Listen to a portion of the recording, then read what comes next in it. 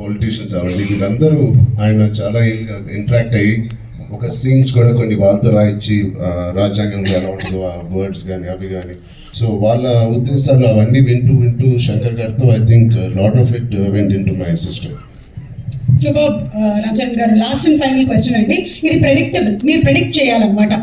మన రాజమౌళి గారు, మహేష్ బాబు గారి సినిమా ఏ సంవత్సరంలో రాబోతుంది?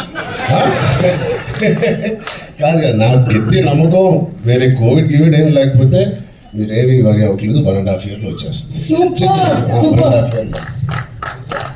కానీ వి నో వాట్ గోస్. బాగా ట్రైనింగ్ ఇచ్చాను.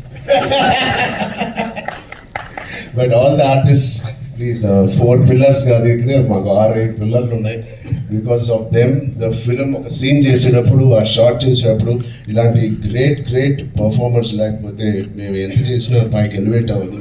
సో మా శ్రీకాంత్ గారికి, కన్నీ సార్కి, మెయిన్లీ సూర్య గారికి, అంజలి గారికి చాలా థ్యాంక్స్ అండి. And Jayaram sir who is not here, they were the biggest pillars for me in this every scene. And Sai Madhav గారు, థ్యాంక్ యూ సో మచ్ అండి, ఎంజాయ్డ్.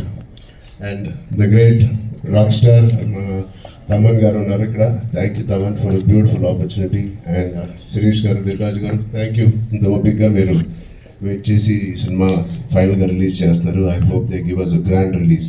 థ్యాంక్ యూ మీడియా మిత్రులందరికీ, thank you so much. Thank you so much.